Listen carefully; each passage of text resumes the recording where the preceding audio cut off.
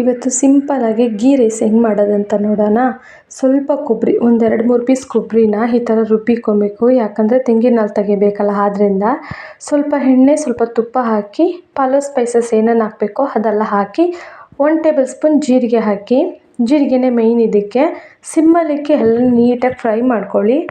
ದೊಡ್ಡ ಸೈಜ್ 2 ಈರುಳ್ಳಿ, 2 ಹಸಿಮೆಣ್ಸಿನ್ಕಾಯಿ ಹಾಕಿ ಈ ಥರ ನೀಟಾಗಿ ಫ್ರೈ ಮಾಡ್ಕೊಳ್ಳಿ. ಇದು ಬ್ರೌನ್ ಕಲರ್ ಆಗೋ ಥರ ನೀಟಾಗಿ ಫ್ರೈ ಮಾಡ್ಕೊಬೇಕು. 1 ಗ್ಲಾಸ್ ಅಕ್ಕಿಗೆ ನಾನು ತೋರಿಸ್ತಾ ಇರೋದು, ಒಂದು ಇಬ್ಬರು ತಿನ್ನೋ ಥರ ಮಾಡ್ತಾಯಿದ್ದೀನಿ. ನೀವು ಇನ್ನೂ ಜಾಸ್ತಿ ಒಂದು 4-5 ಜನಕ್ಕೆ ಮಾಡಬೇಕಂದ್ರೆ ಇದಕ್ಕಿಂತ ಡಬಲ್ ಕ್ವಾಂಟಿಟಿ ಮಾಡಿ. ಮತ್ತು ಶುಂಠಿ ಬೆಳ್ಳುಳ್ಳಿ ಪೇಸ್ಟ್ 1 ಸ್ಪೂನ್ ಹಾಕ್ಕೊಳ್ಳಿ. ಹಾಕಿ ಈ ಥರ ಸಿಮ್ಮಲ್ಲೇ ನೀಟಾಗಿ ಫ್ರೈ ಮಾಡ್ಕೊಬೇಕು. ಫ್ರೈ ಮಾಡ್ಕೊಂಡಿದ್ದ ತಕ್ಷಣ ಇವಾಗ ನಾವೇನು ಹಾಕ್ಬೇಕಂದ್ರೆ ಕೊತ್ತಂಬರಿ ಮತ್ತು ಪುದೀನ ನೀಟಾಗಿ ತೊಳ್ಕೊಂಡು ಚಿಕ್ಕದಾಗಿ ಕಟ್ ಮಾಡಿ ಹಾಕಿ. ತಿನ್ನೋಕೆ ತುಂಬ ಚೆನ್ನಾಗಿರುತ್ತೆ. ಮಕ್ಕಳಂತೂ ತುಂಬ ಇಷ್ಟಪಟ್ಟು ತಿಂತಾರೆ ಈ ಥರ ಮಾಡಿಕೊಟ್ರೆ ನೀವು. ಇವಾಗಲೂ ಗೀ ರೈಸ್ಗೆ ನಾವೇನು ಮಾಡ್ತೀವಿ, ಅದ್ರ ಜೊತೆ ನಾವು ಕುರ್ಮಾ ಇಲ್ಲ ಚಿಕನ್ ಗ್ರೇವಿ ಆ ಥರ ಎಲ್ಲ ಇದು ಮಾಡ್ಕೊತೀವಲ್ಲ, ನಾನು ಮಾಡೋ ಥರನೇ ನೀವು ಮಾಡಿ ನೋಡಿರಿ. ಅದು ಸೈಡ್ ಡಿಶ್ ಏನು ಇಲ್ದಿರೂ ತಿನ್ನೋಕ್ಕೆ ತುಂಬ ಚೆನ್ನಾಗಿರುತ್ತೆ. ನಾನು ಫಸ್ಟ್ ಟೈಮ್ ಮಾಡ್ತಾ ಇರೋದಪ್ಪ, ಹೆಂಗೆ ಮಾಡ್ತೀನೋ ಅಂತಲೇ ಯೋಚನೆ ಮಾಡಬೇಡ್ರಿ. ನೀಟಾಗಿ ನಾನು ಈ ವಿಡಿಯೋ ಹಾಕ್ಕೊಂಡು ನೋಡಿಕೊಂಡು ಸ್ಟೆಪ್ ಬೈ ಸ್ಟೆಪ್ ನಾನು ಏನೇನು ಮಾಡ್ತಾಯಿದ್ದೀನೋ ಅದೇ ಥರ ಮಾಡಿ. ಜಾಸ್ತಿ ಏನಾದರೂ ಮಾಡೋಂಗಿದ್ರೆ ಇದನ್ನೆಲ್ಲ ಡಬಲ್ ಕ್ವಾಂಟಿಟಿ ಮಾಡ್ಕೊಳ್ಳಿ. ನೋಡಿ ನೀಟಾಗಿ ಯಾವ ಥರ ಫ್ರೈ ಆಗಿದೆ ಅಂತ. ಈರುಳ್ಳಿ ಎಲ್ಲ ಬ್ರೌನ್ ಕಲರ್ ಆಗೋ ಥರ ಫ್ರೈ ಆಗಬೇಕು. ಆಮೇಲೆ ಒಂದು 2-3 ಸ್ಪೂನು ಕರ್ಡ್ ಹಾಕಬೇಕು. ಹುಳಿ ಇರಲ್ದಿರೋ ಕರ್ಡು, ಚೆನ್ನಾಗಿರೋ ಕರ್ಡ್ ಹಾಕಿ ಸಿಮ್ಮಲ್ಲಿ ಗ್ಯಾಸ್ ಇಕ್ಕಿ ನೀಟಾಗಿ ಈ ಥರ ಮಿಕ್ಸ್ ಮಾಡ್ಕೊಳ್ಳಿ. ಆ ತೆಂಗಿನಕಾಯಿ ನಾವು ರುಬ್ಬಿರ್ತೀವಲ್ಲ, ಅದನ್ನು ತೆಂಗಿನ ಹಾಲು 1 ಗ್ಲಾಸ್ ಆಗೋ ಥರ, ಆ ತೆಂಗಿನಕಾಯಿನ ಒಂದು 2 ಸಲ ತೊಳ್ಕೊಂಡು ನೀರು ಹಾಕಿ ಅದು ಮಾಡಿ ಒಂದು 2 ಸಲ ತೆಂಗಿನ ಹಾಲು ತೊಗೊಳ್ಳಿ. 1 ಗ್ಲಾಸ್ ಬರುತ್ತೆ.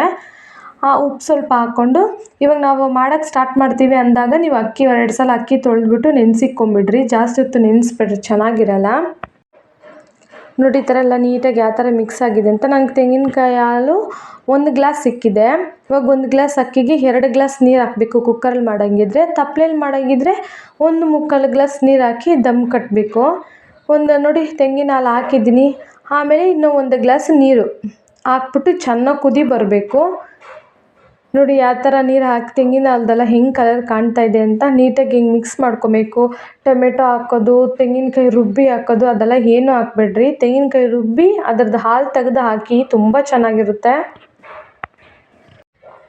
ನೋಡಿ ಈ ಥರ ನೀಟಾಗಿ ಮರಳುವಾಗ ನಾವು ನೆನೆಸಿಕ್ಕಿರ್ತೀವಲ್ಲ ಅಕ್ಕಿ, ಆ ನೀರೆಲ್ಲ ಸೋಗಿಸ್ಬಿಟ್ಟು ಇದರೊಳಕ್ಕೆ ನೀರೆಲ್ಲ ಸೋಗಿಸಿ ಅಕ್ಕಿನ ನೀಟಾಗಿ ಹಾಕ್ಕೊಬೇಕು ಅದರೊಳಗಡೆ. ನೋಡಿ ಉಪ್ಪು ಖಾರ ಎಲ್ಲ ಇವಾಗಲೇ ನೋಡ್ಕೊಳ್ಳಿ ಚೆನ್ನಾಗಿ ಹೆಂಗಿರುತ್ತೆ ಅಂತ. ತುಂಬ ಚೆನ್ನಾಗಿರುತ್ತೆ. ಇದೇ ಥರ ಮಾಡಿ ನೋಡಿರಿ. ಬೇರೆ 15 ನಿಮಿಷದಲ್ಲೇ ಮಾಡ್ಬೋದು ಈ ಅಡುಗೆನ. ಅಕ್ಕಿನ ಈ ಥರ ನಿಧಾನಕ್ಕೆ ಸಿಮ್ಮಲ್ಲಿ ಗ್ಯಾಸ್ ಇಕ್ಬಿಟ್ಟು ನೀರನ್ನೆಲ್ಲ ಸೋಗಿಸ್ಕೊಂಬಿಟ್ಟು ಅಕ್ಕಿ ಹಾಕ್ಕೊಳ್ಳಿ. ಫಸ್ಟ್ ಟೈಮ್ ಮಾಡೋರು ಇದನ್ನು ತುಂಬ ಚೆನ್ನಾಗಿ ಮಾಡ್ಬೋದು. ಫಸ್ಟ್ ಟೈಮ್ ಮಾಡ್ತಾಯಿದ್ದೀನಪ್ಪ, ನಂಗೆ ಅಡುಗೆ ಏನು ಬರೋಲ್ಲ, ಇವಾಗಲೇ ಕಲಿತಾ ಇದ್ದೀನಿ ಅನ್ನೋರಿಗೂ ತುಂಬ ಈಸಿಯಾಗೆ ಬೇಗನೆ ಚೆನ್ನಾಗೇ ಬರುತ್ತೆ ರೆಸಿಪಿ. ಇದನ್ನು ಮಾಡಿಕೊಡ್ರಿ. ದೊಡ್ಡೋರು ತಿಂತಾರೋ ಇಲ್ಲೋ ಏನೋ, ಮಕ್ಕಳು ತುಂಬ ಇಷ್ಟಪಟ್ಟು ತಿಂತಾರೆ. ದೊಡ್ಡೋರು ತಿನ್ನಬೇಕಂದ್ರೆ ಇನ್ನೂ 1-2 ಮೆಣಸಿನ್ಕಾಯಿ ಎಕ್ಸ್ಟ್ರಾ ಹಾಕಿ. ನೋಡಿ ಅಕ್ಕಿ ಹಾಕಿ ಉಪ್ಪು ಖಾರ ಎಲ್ಲ ನೋಡಿದ್ಮೇಲೆ 1-2 ವಿಸಿಲ್ ಬರೆಸ್ಕೊಬೇಕು. ಈ ಸ್ಟೇಜಲ್ಲಿ ನೀವು ತುಪ್ಪನೂ ಹಾಕ್ಕೊಬೋದು. ನೋಡಿ ಎಷ್ಟು ಉದ್ರಾಗಿ ಹೆಂಗೆ ಬಂದಿದೆ ಅಂತ. ನೋಡಿದ್ರೆ ಉದ್ರಾಗಿ ಬಂದಿದೆ.